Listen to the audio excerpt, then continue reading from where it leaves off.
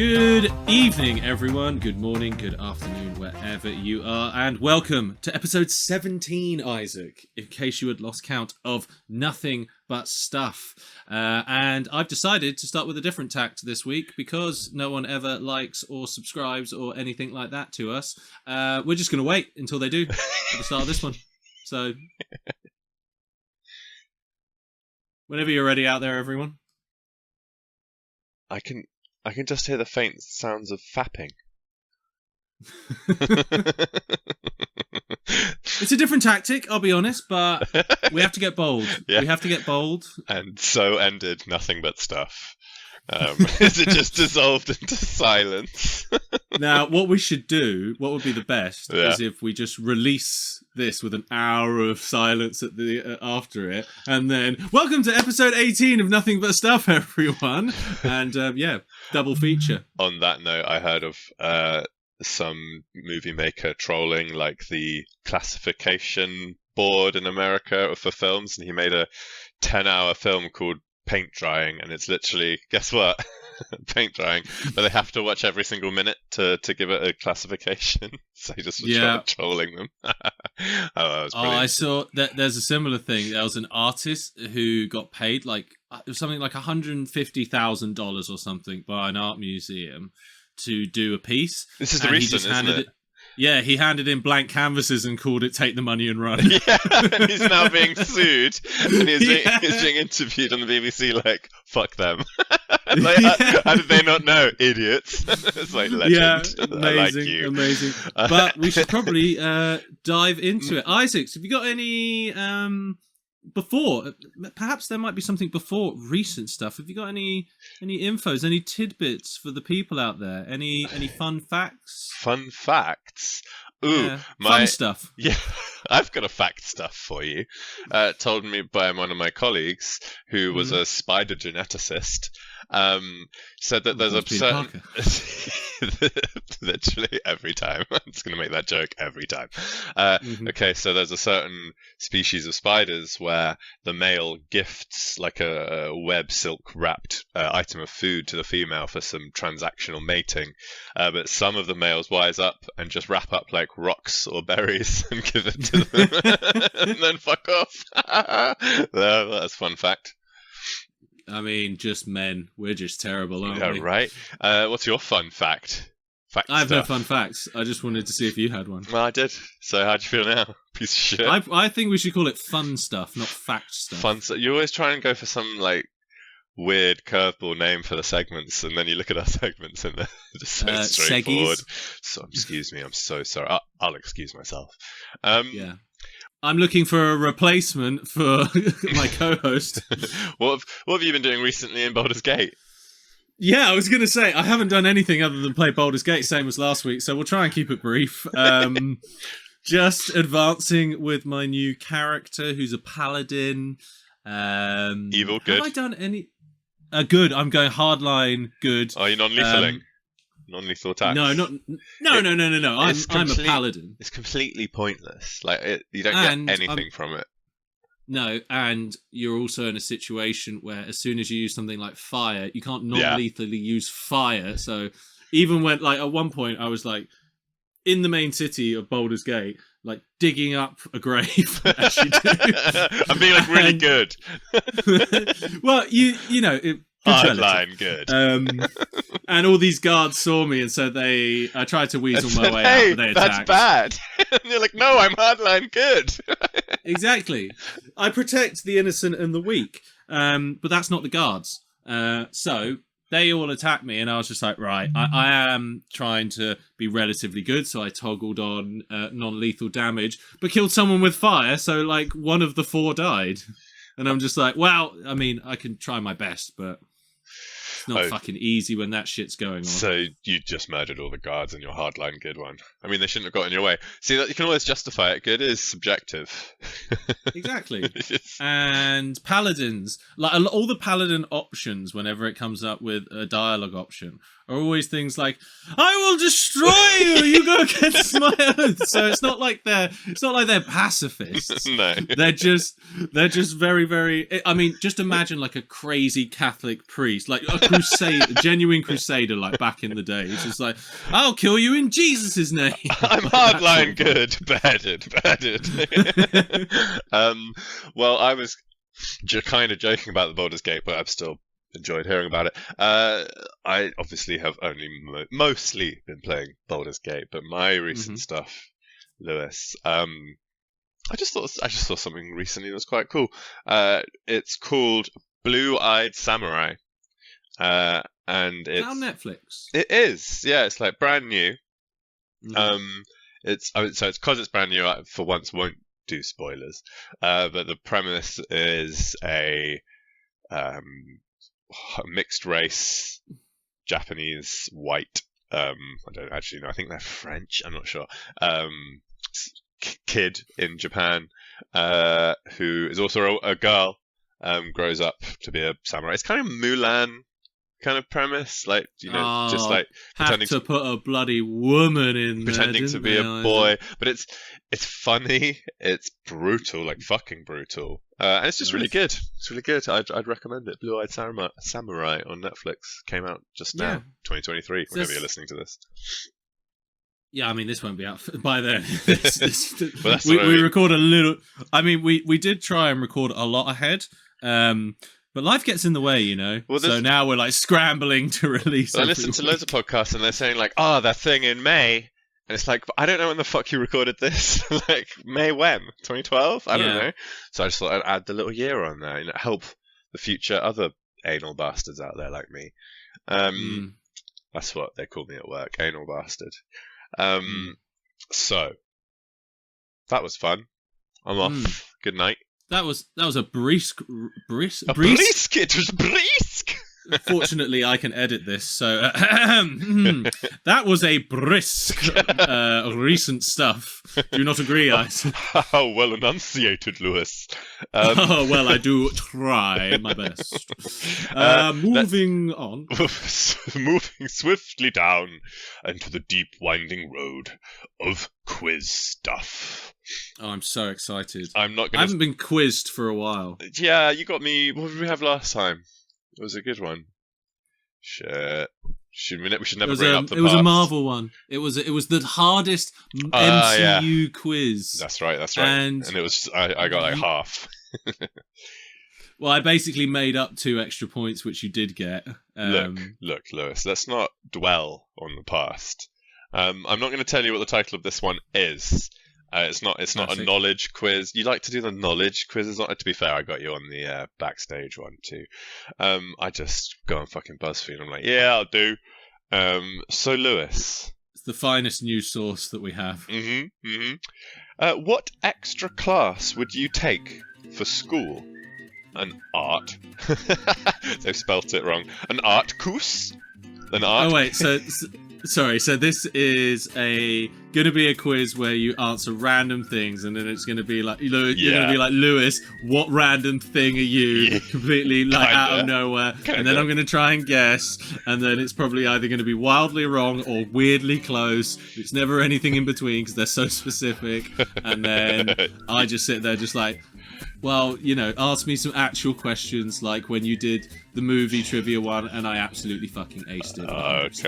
Okay, next time I'll get you with a knowledge one about something fucking inane, and I'm going to try and get you to have 0 out of whatever it is. What kind of glass would one use in an FC12 beaker in a laboratory? I'll just get like a GCSE maths paper. I'd fucking love that. I'd smash it. I would not. Lewis, let me get on with my fucking bullshit already. All of these they spelt course wrong and put coos. So there's no R. Irony. What extra class would you take for school? An art course, a foreign language course, a free class/study hall, or a music course? Such a weird group of like potential answers. So art, foreign language, free class, or music. I mean, I'd probably go for art because... You're a loser, yeah. Moving on. How would a relative describe you? Fun, sweet, smart, happy. A relative? You're so smart. Yeah, no, they wouldn't say that. Oh, he's so fun. Even I am so much Have smarter than them Have you all. met my boy Lewis? He's so sweet. Or, My mum would this say one's that. better. This one's better. Have you met my boy Lewis? He's so happy. Be happy, He's Lewis. I'm having the best time. We're definitely editing that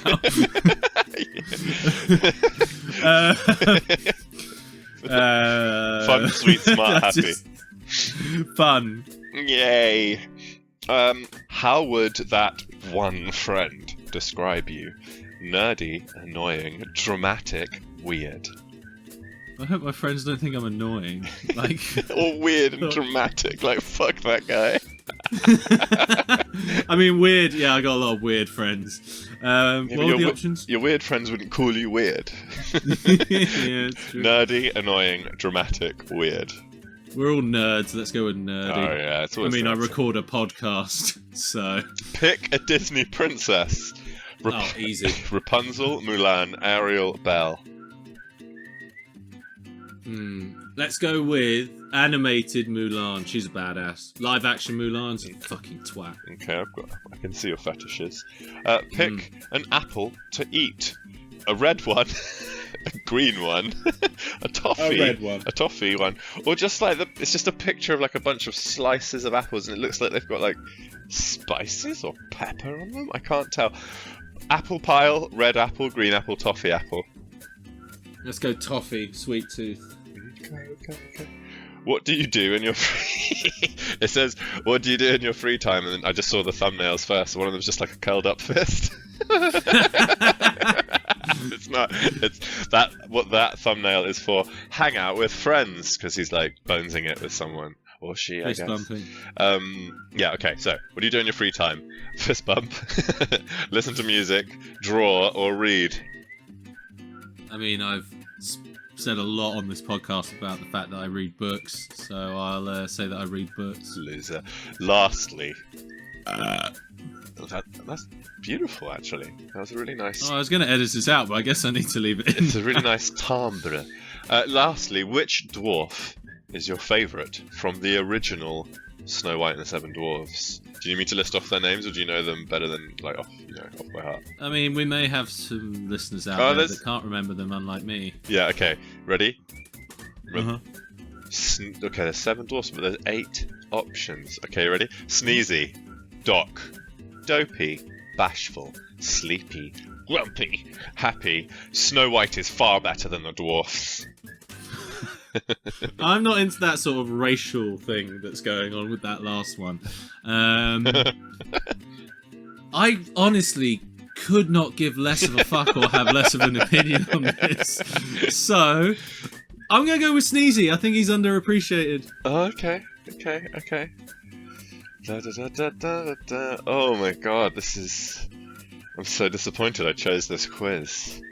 Okay. Is it, It's what just kind of the envelope are you? the answer doesn't even make sense. I'm not going to have you guess it. The answer's fucking awful. Okay, so the title. Let's say Snow White. This is the whole title starting now. Let's say Snow White and the dwarfs adopted you into the group. Let's reveal your new name. Do you want to hear what your new name is, Lewis? You're one of the dwarfs. Is it Sneezy? Well, like, that's what I mean. Like, I guess it's just as shit. Your new dwarf name is Musical. What? What? It should be like Music-y or like Music Guy. There was one question which involved music and I didn't pick that answer. So what? I'm the guy, like, so let's get this straight. We're remaking Snow White and the 8 Dwarfs. You've been adopted. And Just I'm you. just in the corner.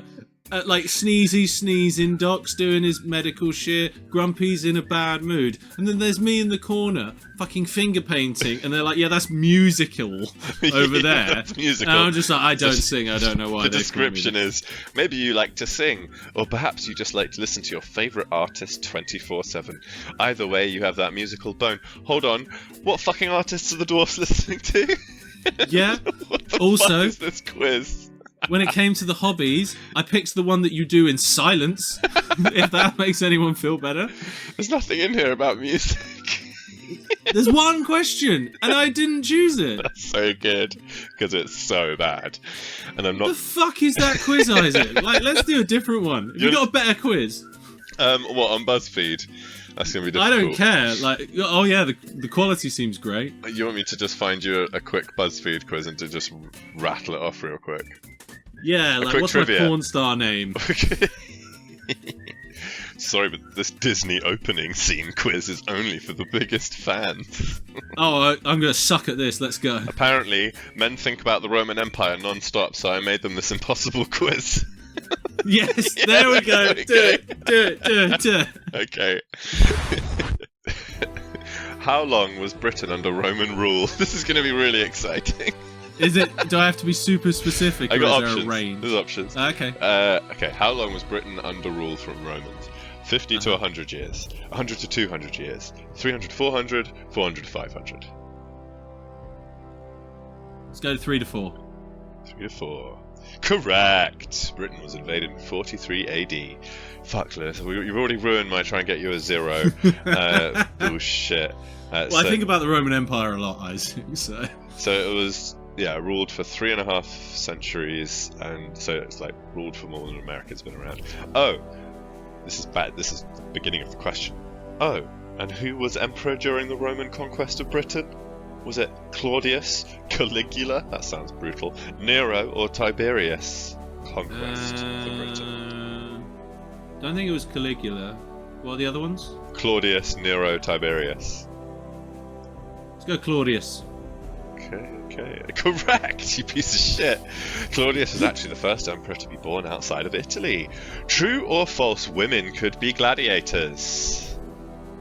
It's probably a trick question. Oh, it was true, mate. Yes.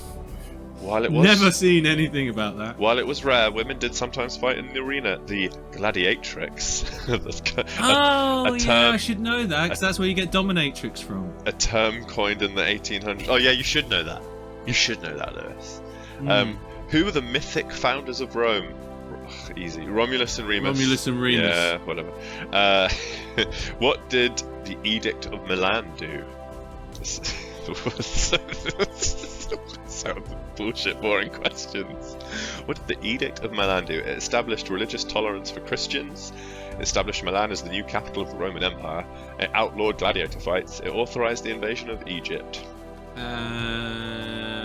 Let's go Egypt. Wrong! Religious tolerance for Christians. That was my... Oh, really? I thought that was going to be something to do with Constantinople. No, you piece of shit. What does SPQR stand for? Do you want me to read off some Latin? Well, I need some answers. Senatus pactusque Romulus, Sacare pactusque Rebellus.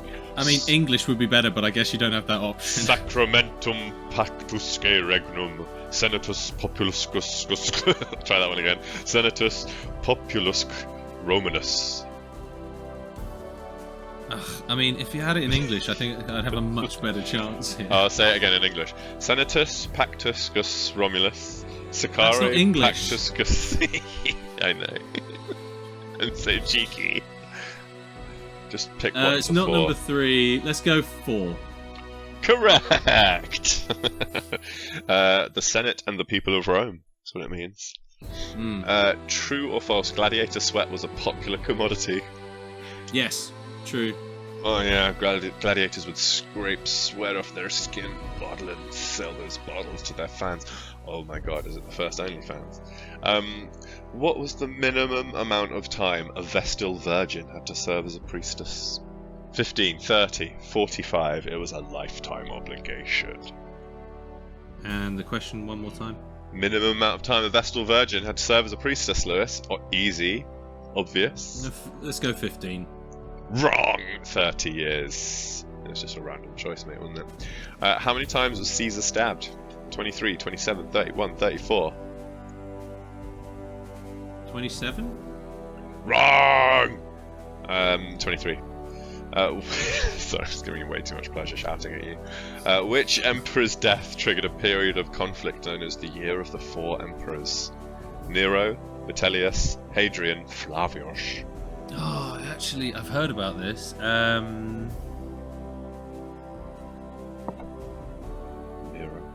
Vitellius, Hadrian, Flavius. Let's go, Nero. Correct. You piece of shit. Which Roman ruler had a relationship with Cleopatra VII? Octavius, Hadrian, Romulus, Augustulus, or Marcus Antonius? Say the options again. Octavius, Hadrian, No. Romulus, Augustulus, Marcus Antonius. I think Marcus Antonius. I think that's Is it yeah, it was indeed? She Caesar's mate. Yeah, and she. No, one of Caesar's mates. Yeah, you're right. Caesar's mate, and they both fucked her actually.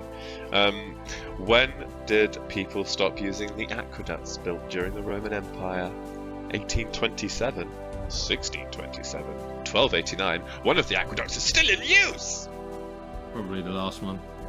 Correct. I do not want to drink that water. I'm imagining they've done maintenance on it. What of these was not eaten by the Roman elite? Flamingos, stuffed dormice, parrot tongue, or llama eyeballs? It's good to know that 3 of them were eaten by the Roman elite. Stuffed mice. Wrong! Llama eyeballs, you idiot. That was genuinely my second option, but I thought, nah, they probably have like them on hand. You've prompted a gif of James Corden making a slightly impressed face. Apparently, men think about the Roman Empire non-stop, so I made them this impossible quiz. Pretty good! Exclamation mark! Your knowledge of the Roman Empire, much like the period of kings, is certainly significant, but not all-encompassing. How does that feel, Lewis? That's fine. Not all-encompassing. What was my actual score? 8 out of 13. It's alright. That's not bad. It's all right. That's over half. It's alright. I really hope Say the that. audience enjoyed that pivot to a history lesson after just total bullshit. This is just probably the worst Segi we've ever done. To be I honest. don't know. You talk quite a lot in some of the other ones. There it is. All right. Well, I'm glad I took you on that clunky fucking journey. Speaking of impromptu second quiz. Speaking of clunky fucking journeys, Ad Astra 2019. Oh, what a beautiful segue into our movie stuff of the week. That was pretty great. God, I'm good at this. I'm a natural. So right, let me get my notes. My first one straight out the bat is it's Brad Pitt, and he says in his internal monologue, "I will not allow my mind to linger on that which is unimportant," and then just stares at Liv Tyler. Fucking bitch.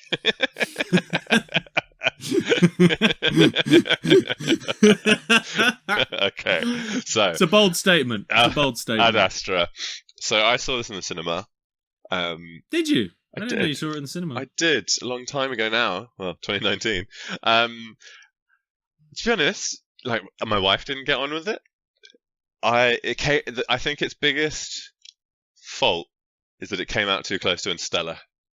Because it's just so easy to draw a comparison. Interstellar is just probably better in every way, but I will say I did enjoy this movie to a certain extent. It has the second half, but there's some cool shit. So like it starts with that really big ladder. Like, I mean, it's a really big satellite, right? I can't remember what that is. It's a space antenna. An antenna, yeah, it's just a big fucking scaffolding. It reminded me of the South Park Stairway to Heaven. It's gonna be a stairway to heaven. So the whole like setup of the film, that internal monologue, I thought it's cool. Like, basically Brad Pitt, spaceman, astronaut, following in his father's footsteps. He's very calm. His pulse never goes above 80. He has basically zero emotion, and you kind of see his Liv Tyler wife leaving, girlfriend, whatever, and I liked that. But I caveat that with the problem with acting like you have no emotion is it's boring. It's not emotive. So it changes later, but I just wrote that down. Like, yeah, it's cool that you're being emotionless, but it's also like meh. Well, my first note for this film is you get the feeling this isn't going to be a fun romp. Yeah, pretty quick. Yeah. Yeah, pretty quick. But yeah, I mean, this is very different from the sort of film that we normally do, where it's just pointing and laughing at ridiculous shit. But I think that there's a lot of very interesting ideas in this film, and a lot of deep, like, I don't know, like. I've since watched other reviews of this as well. I wanted to not do that before actually reviewing it myself, so I wasn't tainted, as it were. But there's a massive, like, religious, almost like subplot to this, which I didn't get at the time. But I'm not like a subplot, I shouldn't say, but like massive comparison Subtext. of like, of the son like idolizing his father and chasing after him, and all this sort of thing. Like, you can look into it with people that are much more qualified doing reviews of things than us. It's also that the learning of what's out there, right? That's the pretty, unknown, pretty obvious theme. and trying to answer the big questions and all that. Yeah. But I mean, early on, I love the fact that when he's on the space antenna, when he falls off, and you just see all these astronauts like bailing off and like parachuting to the ground. I was like, that's fucking sick. The aesthetics in this movie are fucking awesome. Like, there's plenty of moments where it's like, that looks really great. But it doesn't focus on it like... I mean, I don't want this to become a comparison between this film and Interstellar, but Interstellar focuses a lot more on, like... It's not a set the piece. visual side of things. Yeah, they don't make it a set piece. It's just part of the journey. I mean, this whole movie is literally a journey. It's Brad Pitt going after his super famous astronaut father, who basically went off in search of life and left everything behind, and including Brad Pitt, and maybe that's why he's broken inside. Daddy! Pretty much, like, that's kind of the whole plot of the movie, especially the second half. So, kind of whizzing through the story a little bit, there's a lot of, him falling from the space antenna, but he's like super calm. The actual plot, for those of you out there wondering, is like the Earth there's like these big electrical like surges coming from towards Neptune, and they don't, like, everyone's just like, oh my god, what is this? But the military's like, yeah, that's where we lost connection with your dad, who had this big antimatter thing, so maybe someone could go to Mars and try and give him a call and see if we can fix this. So he's like sent to Mars. And then meets like one of his dad's old colleagues on the way, who comes like part of the way with him, like that old dude. And we have one of the coolest things, which, I mean, I am just jumping massily through. Let's go through our notes a bit more in order. My next one is Luna going to the moon. So the army send him off, and he has to go to the moon to then go to Mars, because that's where there is an interference. Or no, it's the only thing that's not knocked out by the pulse, because it was out of the way enough. Well, basically, and because the moon is close by and launching huge stuff off of the Earth is a pain, they basically sent a load of stuff to the moon, but then they can mine resources and materials and build big rockets. So he goes to the moon because that's where their long range stuff is. To go to, if you're going to go in this universe anywhere past the moon, you have to go to the moon first. It's like the port. Well, that's kind of what they show. It's a gas station, so it's like, and it's literally turned into that. Yeah, so it makes lunar travel look like any kind of like Ryanair budget flight, with like stewards and stewardesses handing blankets out for. I think they make a comment about it being the blanket and pillow pack for $125. And loads of nodding politely to people in the way and putting your bags away and stuff. So like very calm, commercial. It's Virgin. Literally flies with Virgin. Yeah. And then you get to the moon, and it's basically just a train station. So you can see like there's like a sign for DHL. I'm surprised there's not a McDonald's, but it's that kind of thing. I thought that was a nice touch, because like the moon is completely mundane. Like, he's literally there just like, my dad would fucking hate this place. Yeah. And it's just like, but the sad truth of it is, like, when going to the moon becomes like regular, there's going to be a fucking subway there. Of course. Like, I need a sandwich. It's like. It's like almost like in the same way like that Futurama episode, like one of the first ones where they want to go to the moon and they get there and it's a fucking theme park. We're whalers on the moon. We carry a harpoon. Well, aren't like corporations already like buying bits of moon and space and shit? I'm not surprised. No, you can't. No, it's more like people are trying to get onto asteroids. You can't really buy anything in space. Other than apparently a star and name it, but you don't really own it. No, yeah, I've got one of those fucking stars. Yeah. And so they have to get to a secure location on the dark side of the moon, or just somewhere else on the moon. The far side of the moon, to go away. So they get what do you call them, rovers, with some military dudes to go across the moon, and they say there's pirates out there. Space pirates. Space pirates. Amazing. And like the scene it's almost made a bit comical because when the pirates inevitably show up and there's like a little rover chase, because it's like a bit slow because it's the lower gravity, it almost looks a little bit silly. But I like how it is slow, and there's like the sound is very minimal because it's only kind of what you hear through their helmets. Like, pew! Like the guns sound great as well because they're like these weird, like almost laser sort of things. But yeah, they're like accelerator, like Rayleigh gun type things, like shooting. Yeah, they look like lasers. They sound sick. Yeah, and the sound's really nice. I like the low gravity. And then one of the pirates just gets blown the fuck up, and everyone dies basically. Yeah, pretty much. Everyone dies around Brad Pitt for the entire movie. But it's a very sensory movie. Like it makes you really feel like the shudders or the noise or the lack of both, and the kind of realness of everyone just going about their days. Like I don't know, I kind of liked that. Yeah, I mean, even though it's like very much like a lot of space films, it's like, oh my god, the world's coming to an end. Yeah. But it's just like at the same time, most people are just going about their fucking day. Like when he gets on that rocket from the moon, and there's the crew there who are like, they are the military top secret boys. They're all just like having a laugh and like just like taking the piss because it's just another fucking flight. But I quite like that. And so they fly off in that moon rocket on the way to Mars, and they get a Mayday call, and it's procedure to answer a Mayday call, and the co-pilot. They basically have to go and find out what's happened to this ship that's sending out this Mayday signal. And the co-pilot is such a little bitch, just like doesn't know what to do. And Brad Pitt's just looking at him like, I'm just going to go do it myself because this guy's a little bitch. And he just like goes out. Like the captain would just go with that dude. Like, I think so.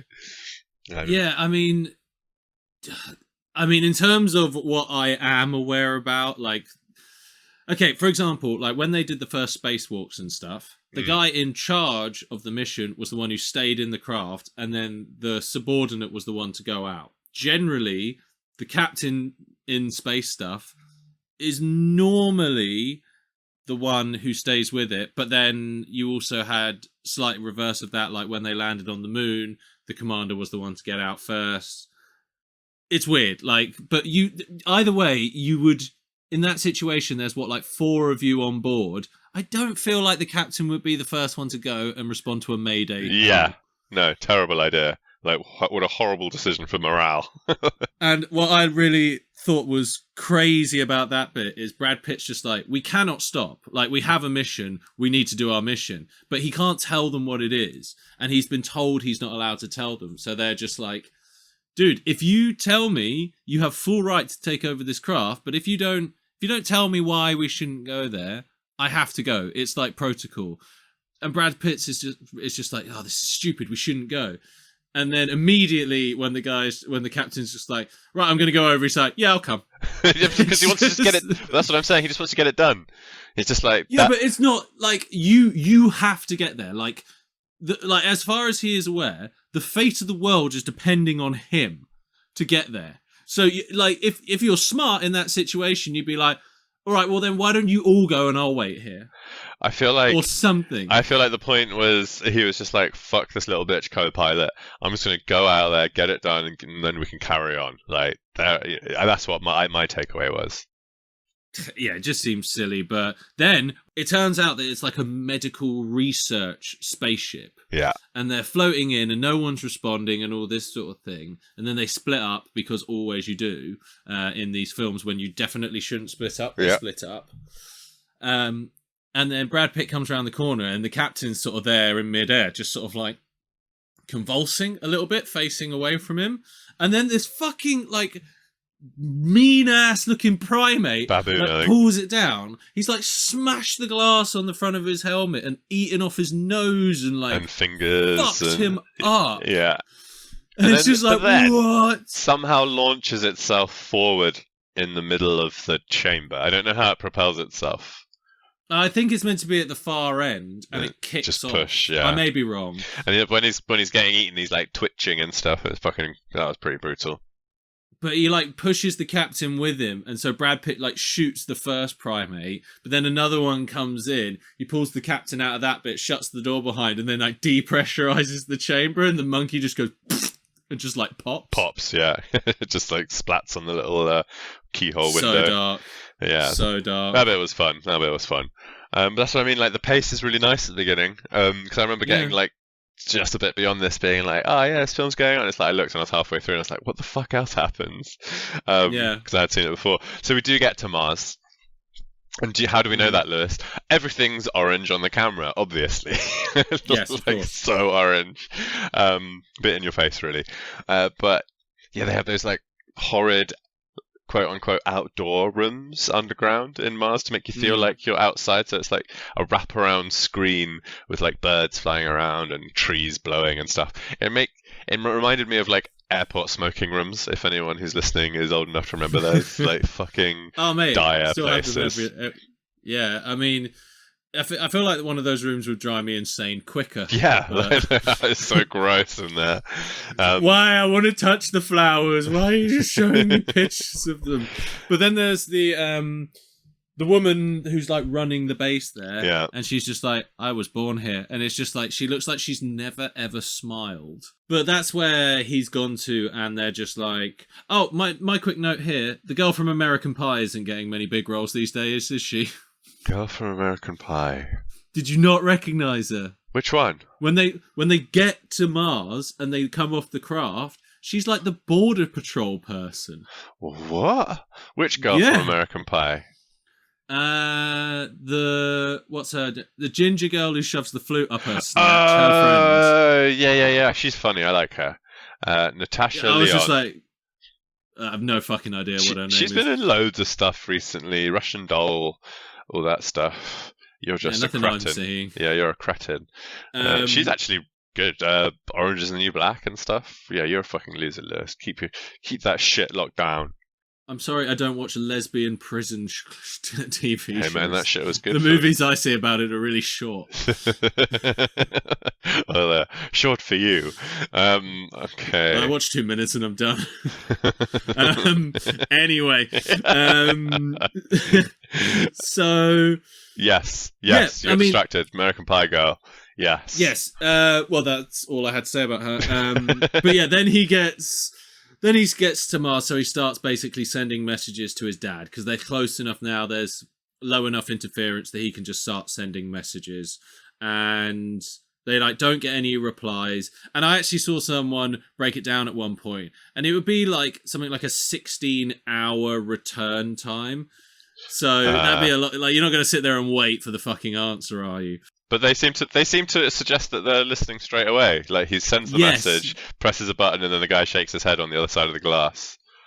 Yeah, I think that's done more for... Unless they've kept him there for like a day and a half. Or maybe he's gone out and then they're just like, right, come back in. So if you get a reply, you can say something straight away. Not most exciting screen time, is it?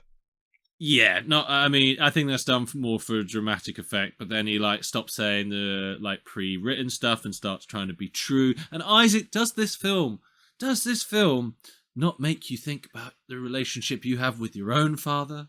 I like this movie because of that, and my next actual note is They do a really good job. He's this emotionless baseline heartbeat, kind of doesn't react or reacts so clinically and pragmatically that he's just so calm. As soon as he realizes that his dad might still be alive, and he instantly has like a breakdown.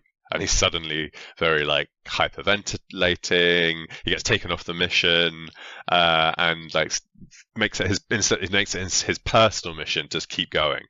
And he just switches instantly because he's been dead all this time because his fucking dad left him.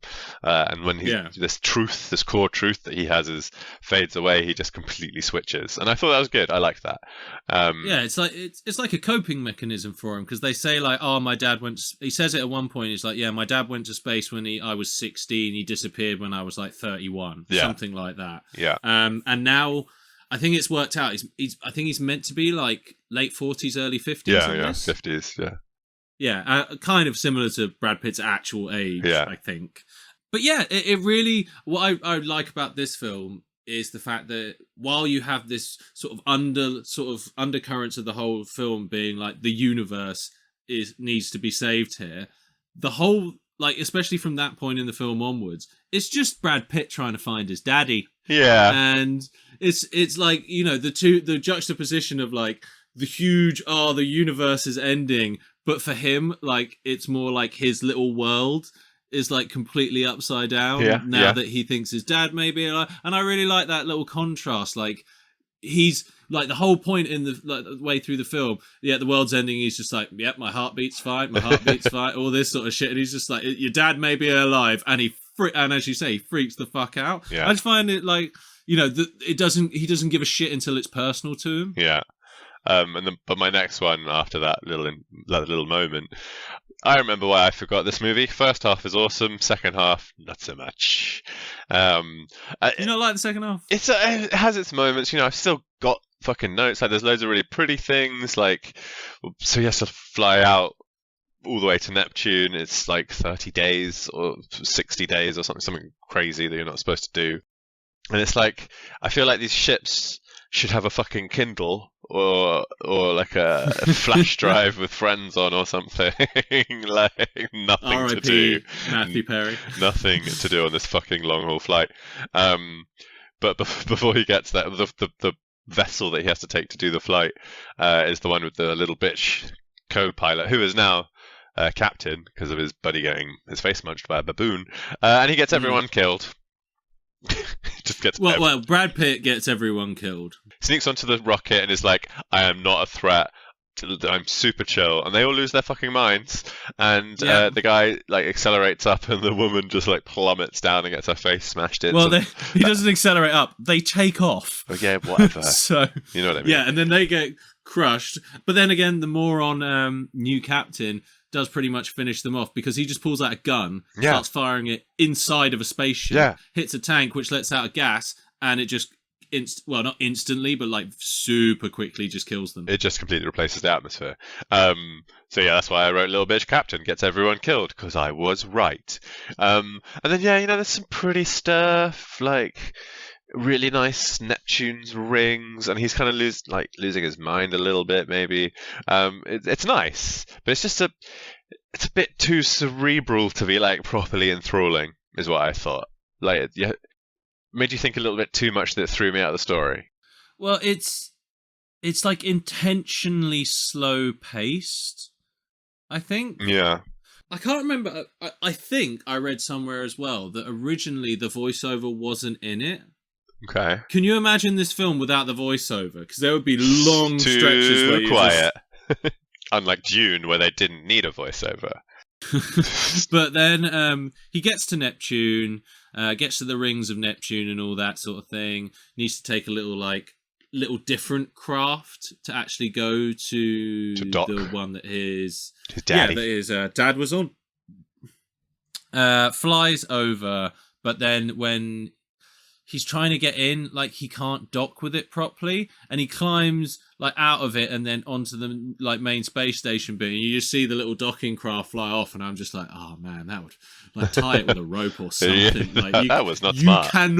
You cannot lose that. He's just like holding a nuke in one hand, and I'm just like, oh, that's bad. He just wants to see his daddy. Yeah, and then for our comedy podcast, my next note, profoundly sad. Brad is alone. Everyone is alone. Because we meet Tommy Lee Jones, Brad Pitt's father, in real life too, of course. He's not as crazy as you kind of think he's going to be. He's quite chill. I mean, we didn't mention it in the podcast, but Brad Pitt has seen footage, like classified footage of Tommy Lee Jones losing his shit, basically saying, "Oh well, the crew started to rise up against me, so I had to put them down." It's just like, oh,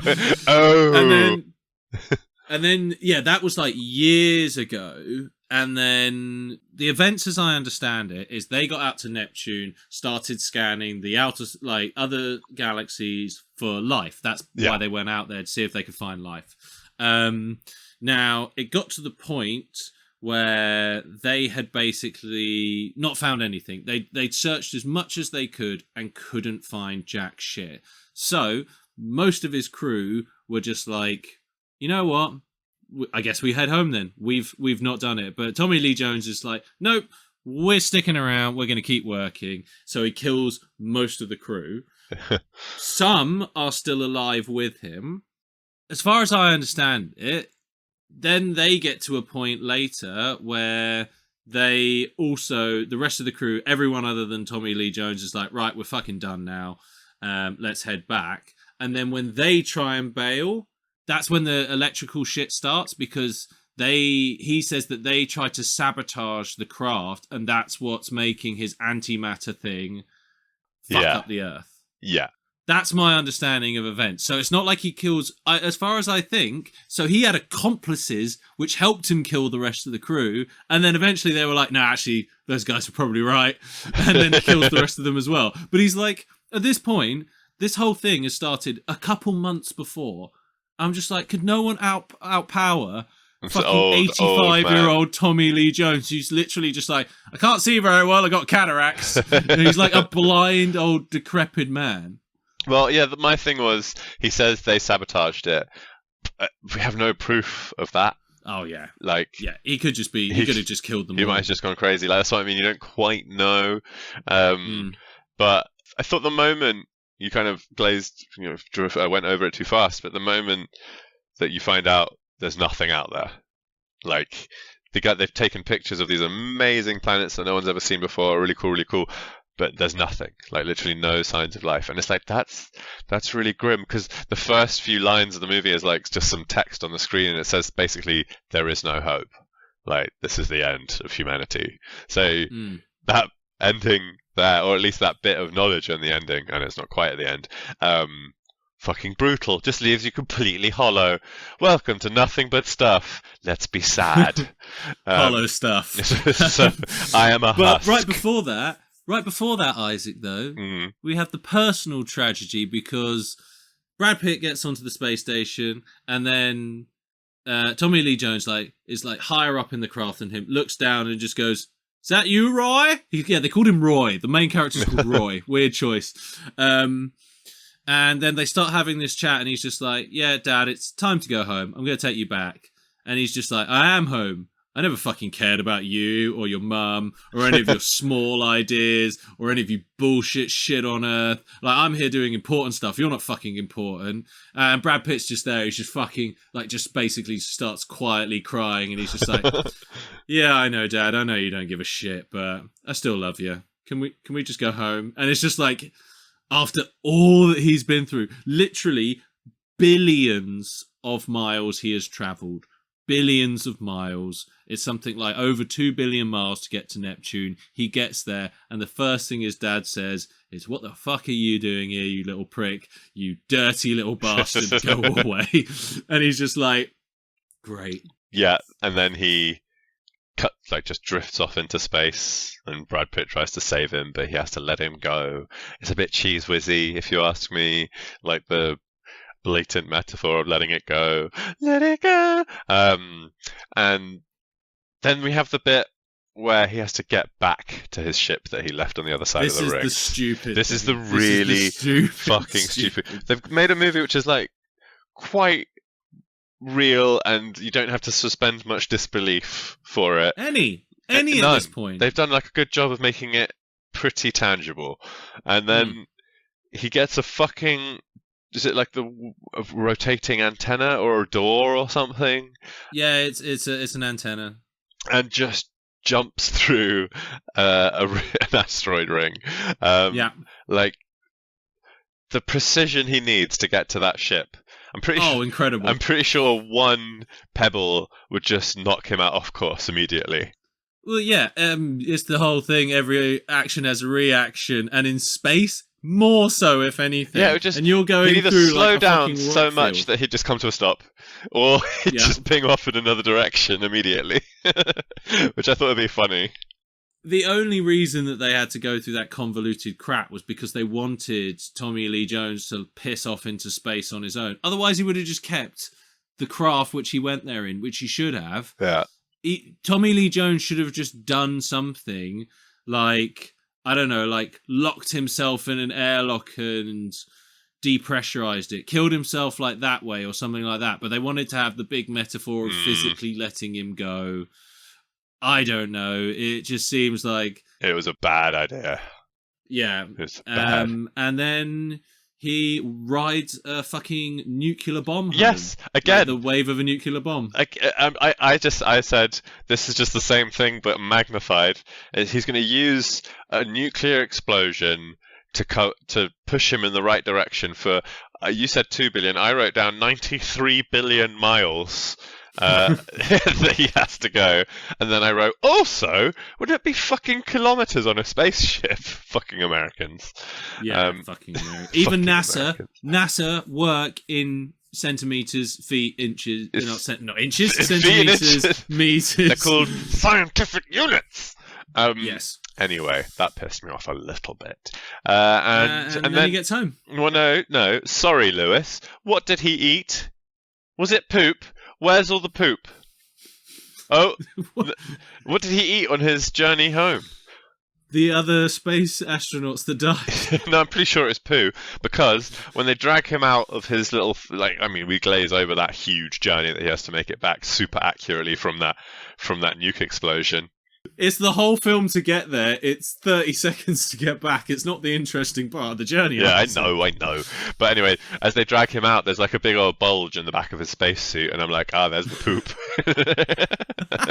Also, why isn't the stretcher closer? They have a stretcher in the background. They know they've got an astronaut who's just been through I think it's 90 days in space on his own, and they have to drag him to a stretcher 20 feet away. And it's just move it closer, mate.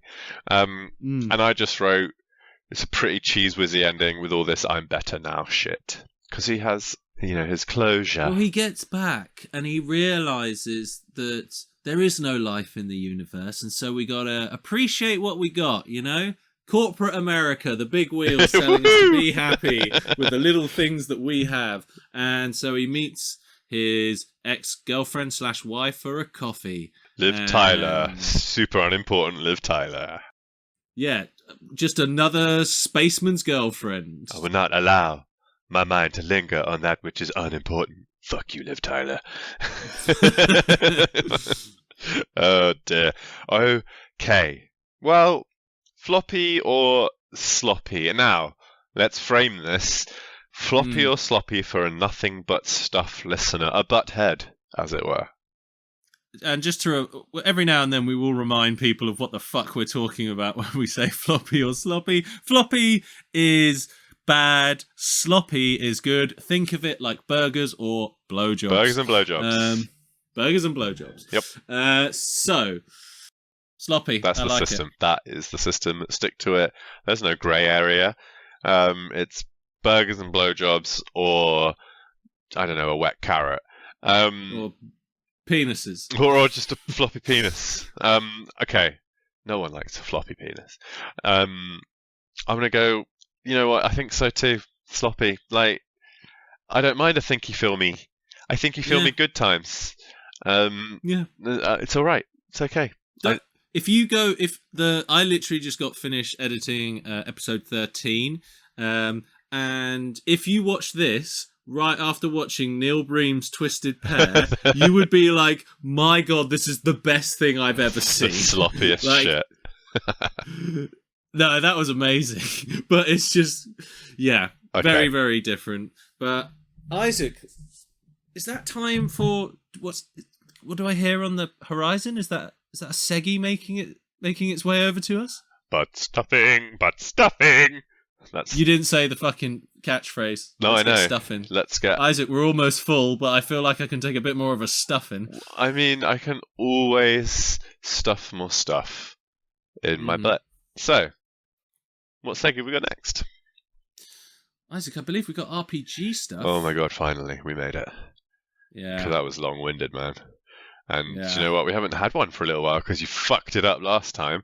So no, I didn't fuck it up. You fucked it. You lazy piece of shit. You can't go for a shit or something and write one sentence. You're probably scrolling through Instagram like all the other plebs. No, I'm too busy doing work at work. So you don't poo? Rarely at work.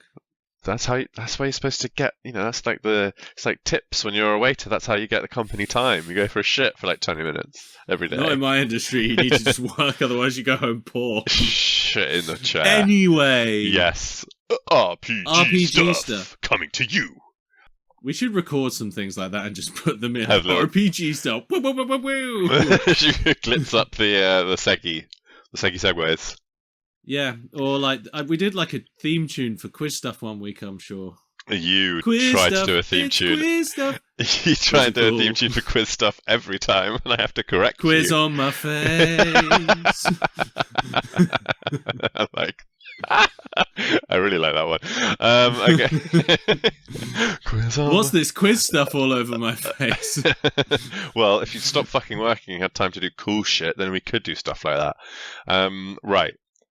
RPG stuff. You're the GM. I'm Gary, the middle-aged warlock. Let's go. It's been fucking ages. Let's go. I think the last time we did one, we did a double one as well. Yeah, we haven't got there yet. Anyway, yes, Gary the middle-aged woman. Oh, just a bit kind of like that. Yeah, okay, got it. Got Shut up! We haven't started yet. Just trying to get in the zone. Getting those stinky slippers of Gary's.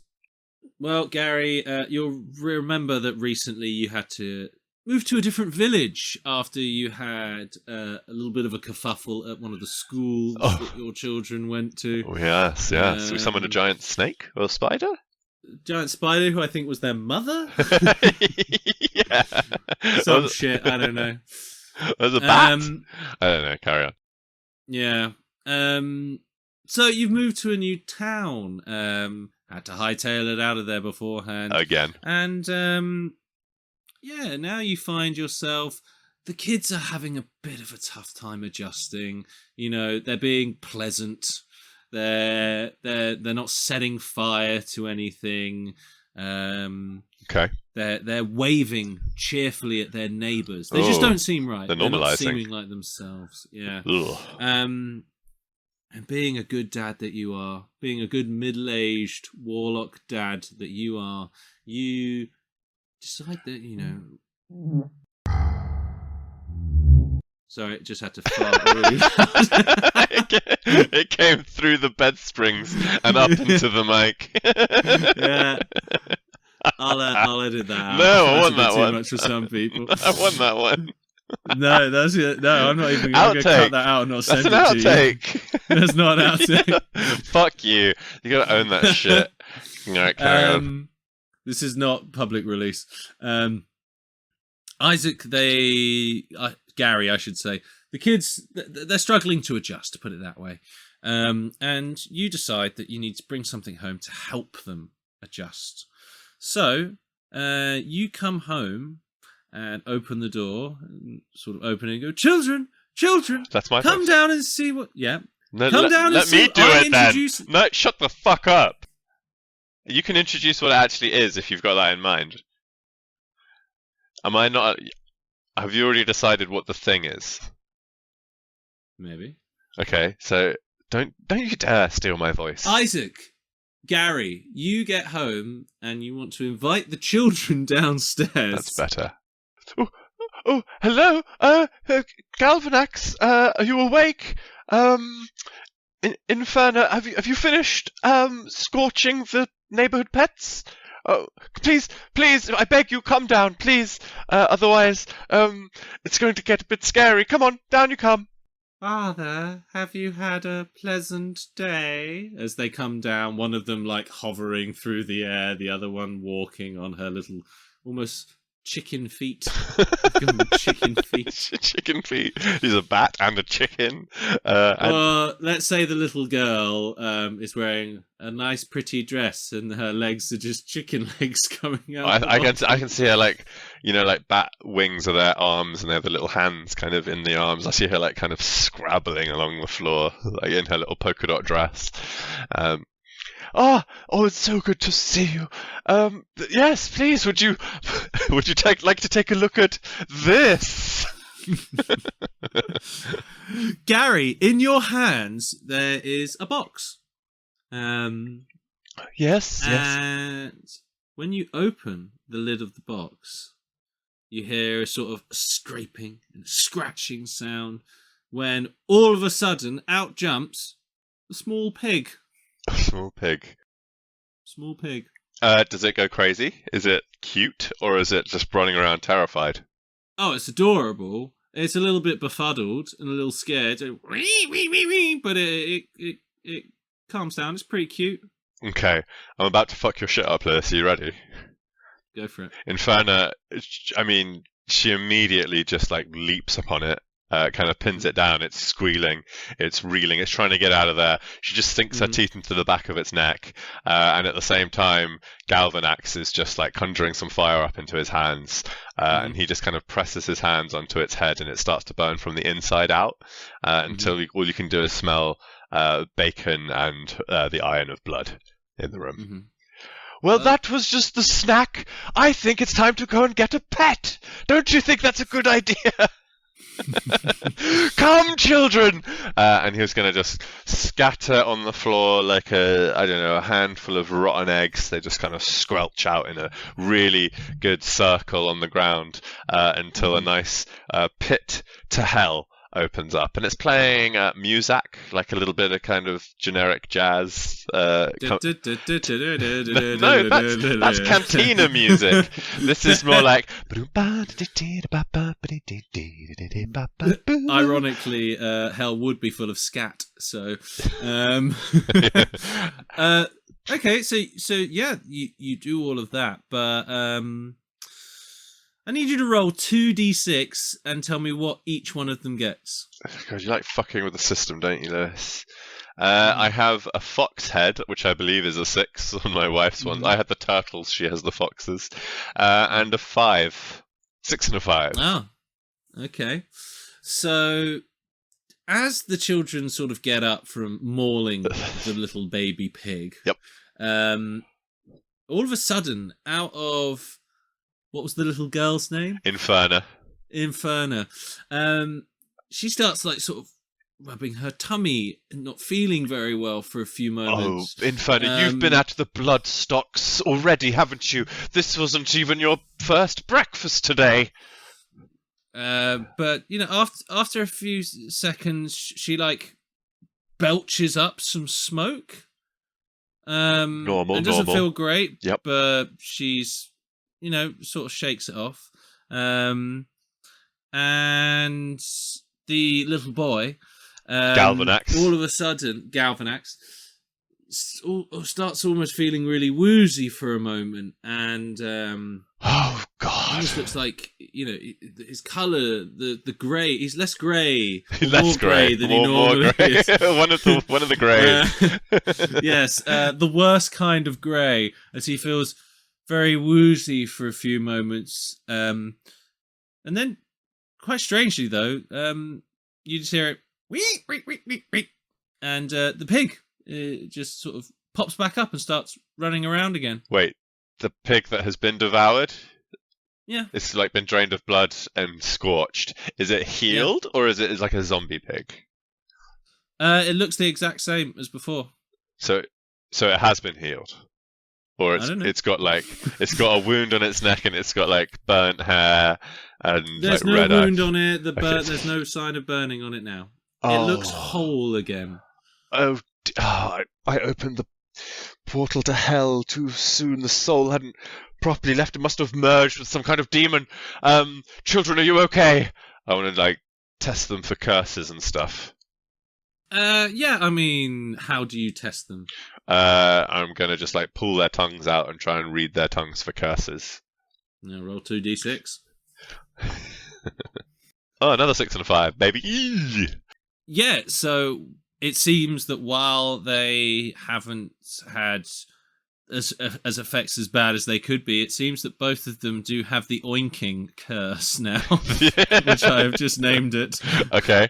Are they becoming pig-like, or are they comatose? What's going on with them?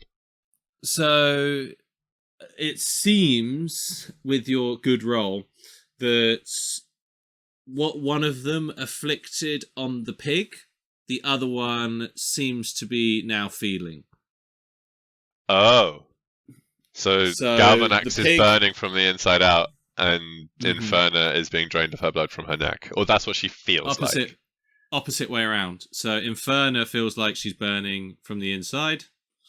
Galvanax is feeling drained of blood. Okay, that's but they're even sort of weirder. They're sort of holding it together. But after a few moments, when Inferna is, she starts coughing up more smoke, but it's like, and then starts oinking. Almost starts oinking. Yes, both of them. Let's say that Inferno had the 5 and Galvanax had the 6, so it doesn't seem to be quite as bad. Okay. Well, there's only one way to put a stop to this. We must catch that pig. I think I will whistle towards the portal to hell that I've created. And it's like... There's like a huge kind of shadow, let's say 3.5-headed dog comes bounding. Half. 3.5 headed dog comes bounding out of the stairs. It's just like the bottom jaw. The bottom jaw just snapping up against nothing. Yeah, just moving up and down. And there he is! Oh, come here, boy! And I just like cuddle my enormous Cerberus and a half. And they say, "We've got some hunting to do, Slappy Tickle. Let's go find them." Slappy Tickle. That's what came to my head, and that's what we're going with. Slappy Tickle. It's just Slappy for short. And I'm gonna like hold on to his flaming leash and let it drag me around the house as it hunts the pig. It doesn't go far. It's like 3 feet away under the sofa. Oh yes, so it's just gonna snap at the pig and try and eat it. It certainly catches the pig. Starts like biting chunks of it off, puncturing it all over, really just going at it. It's like gnawing this fucking thing apart. But very soon, you're sitting. You've got the dog on the lead, sort of thing.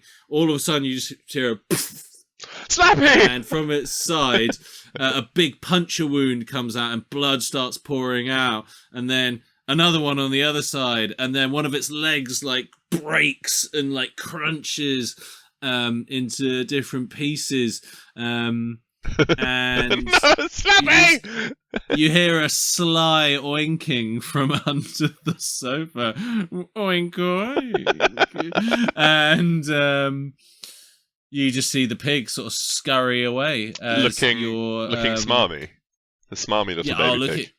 Yeah, absolutely. And as your dog Slap and Tickle, or whatever he's called, Slappy Tickle, just starts getting eaten, sort of broken, by some sort of spiritual craziness. Okay, spiritual craziness, nice. And the children, I'm afraid, Isaac, slowly appear to be getting worse. They're turning into pigs. They're not turning into pigs. What's going on? What's worse then? Inferna's belching up more smoke. Oh no. She does that every Saturday. Yeah, but not like this. Okay. Like, there's no blood in it. Damn it. If I say there's blood in it, you're just going to be like, oh, that's normal. Okay. Right. I kick Slappy Tickle back down the hellhole. I just kind of brush him away with my foot. The mangled corpse of, yes. Yeah. And I'm going to just kind of reach down and touch both of my children's foreheads with my grimy fucking fingernails and invoke Asmodeus. Oh, Asmodeus, Asmodeus, please. Rock me, Asmodeus. Please stop the sands of time for these children. And I want to try and like put them in like a stasis, both of them. All right, roll away. We've rolled really well so far. Oh, there's another Foxhead 6 and a 3. Got a 9, baby. So you're just trying to sort of put them to sleep, freeze time for them. Yeah, like a little stasis pod. Okay. So they sort of fall down to the ground, and these horrible pustule blood sacs sort of form and wrap around them. Oh, nice. And they're sort of, you can sort of, you know, like when you get a really pussy wound, you can tell that you can like see into it, and you can see all the pus inside. There they are, like pressed up, but all like mangled on the inside. Oh, just like how they were born. Thank you, Asmodeus. I like kiss my two fingers and like hold it up, down towards the floor for Asmodeus. You can see them inside. It has slowed it down, but it hasn't stopped it. Okay, I will go to the kitchen. And I think the kitchen's off. Roll. I think the kitchen's off screen. You can just see the pig just kind of like thinking about what I'm doing, and you hear like crashing, some scraping. I'll tell you what the pig does. And there's some fire kind of belching out the door, smoke, but general busyness in the kitchen, until it kind of all goes a bit calm, and then you hear a like ding ding ding, a bit like a teaspoon on a wine glass or something coming from the dining room around the corner. The pig does not know. The pig does not react. It's a pig. It's a smarmy pig. It's a smarmy pig, but it's not an intelligent pig. The pig can smell yummy food. Okay, I'll do. It comes for yummy food. I will thaumaturgy a cartoon smoke hand, which like beckons him with a big finger towards the steam. I think you'll. Look, fuck off. You don't know what I've cooked. You're telling the game master to fuck off. Yeah, you don't know what I've cooked. Fuck off. The pig runs out the door. You're never going to catch him. Game Bye. fucking over then. All right, the next film. Yeah, I'm backing it over with my smoke hand of delicious goods. It will come to the steam hand of delicious goods. Steam hand. Steamy hand. Steamy hams. And I have put on a like nice tableware, like a nice little, what do you call it? A spread. With some candles. I'm wining and dining the pig. And I'm wearing a tuxedo made of spiders. Live? Yep. Like holding their legs together? Yep. Okay. The pig is curious. It's a curious little piggy. Are you rolling for curious? Yes, very curious. It's so fucking curious. One may say, on a scale of 1 to 6, it's a level 6 of curiousness. I'll pull the chair out. I'm a gentleman, and I'll tuck a little handkerchief around its neck and wine and dine it, baby. Pour some wine. Yeah, I mean, almost like a cartoon. It all of a sudden pops onto 2 legs and strolls over and goes, well, thank you very much. Oink, oink. And sits down and, allows you to tie a neckerchief on and, I try and converse with the pig. Any kind of... I use maybe some speaky with animals kind of spell. Animal handling check, please. An animal handling... Yeah, no, I mean, I've got magic, though, so it's a magic animal handling. I'm going to try and talk in pig language, if that's the one that it... No, that's a 4. While it accepts the generous offer of a seat and what appears to be a meal, you do actually make a bit of a faux pas, and my table manners aren't up to scratch. Yes, you picked up your glass with your left hand, and it must be the right. Oh, no. in the land of pig, and so it is slightly put off. Okay. By your advances at this point. Okay, I'm gonna, after we're done, and I can tell that it's not happy with my performance, I'm going to invite it down to the basement.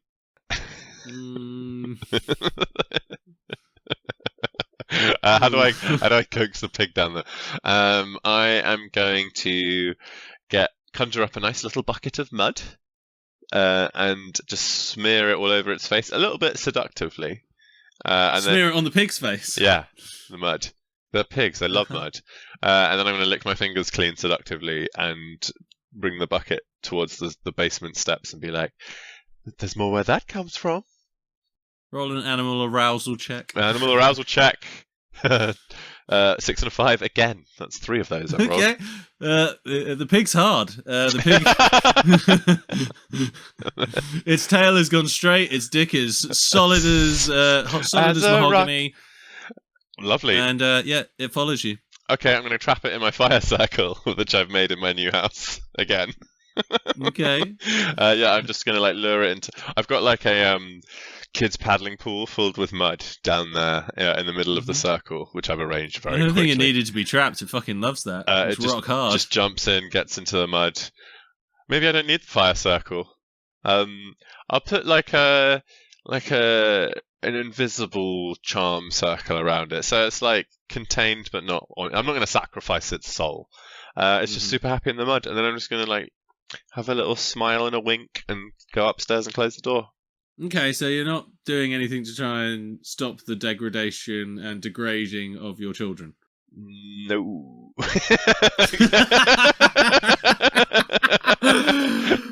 I guess we'll wrap up RPG stuff there, everyone, for the time being. The slow death of your children has begun. Yep.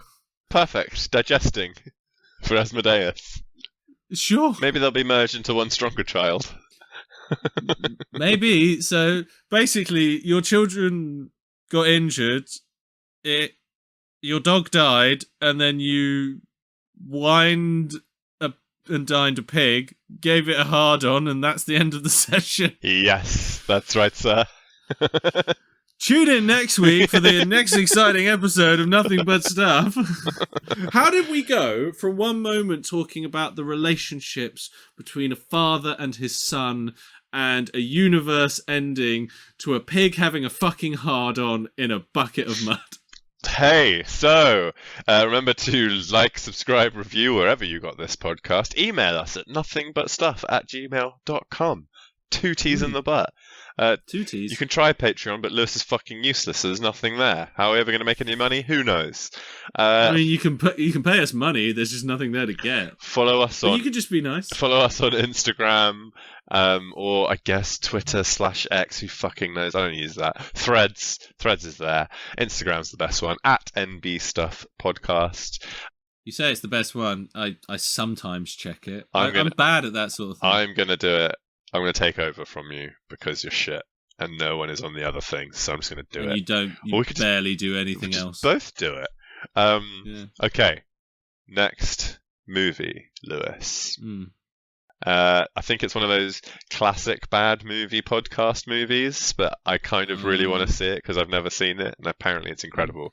What's this? This is Hard Ticket to Hawaii, 1987. Have you heard of this? No. Who stars in it? Oh, no one that you know. Okay. It's in Hawaii. An undercover DEA agent and her civilian friend stumble upon a drug trafficking operation and have to enlist the help of all of their colleagues/friends to go after the vicious drug kingpin. Amazing. It's got rockets, explosions, boobs. It's going to be amazing. Have you watched Samurai Cop? Did we That's watch that on together? The list. We mentioned that a lot. We half watched it at yours, if you know what I mean. So that's the next movie, Hard Ticket to Hawaii. It will make a lot more sense if you actually watch it, but we'll make it funny anyway. Isaac, where can the people watch this? Is it on a platform? I don't fucking know. Figure it out. But I don't know. I have no idea whether you knew where to find it or not. So, stupid stuff my kid cried about. Oh, and this kid is stupid, everybody. You wait. Okay. Big old meltdown because I didn't get off of the sofa to go upstairs to her room so she could show me an empty box. That's it. Good night, everybody. So she told you that the box was empty? Yes. Told me it was an empty box and I had to see it. I said no. Big cry. Beautiful. Wow. Beautiful. All right, guys. time to bounce. This has been a shorter episode of Nothing But Stuff, ladies and gentlemen, but we do appreciate it. And remember, I also spent time at the beginning of this podcast pausing for you to like and subscribe, so even shorter than that. Yeah. So have some delicious content, you pigs. I'm gonna go take a shit.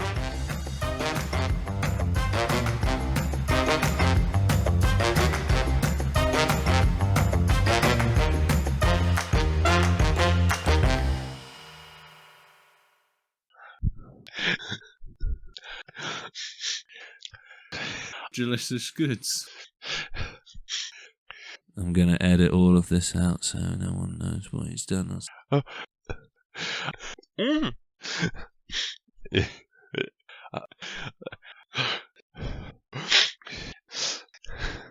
Delicious goods. Delicious. Decide that, you know. Sorry, it just had to fart really loud.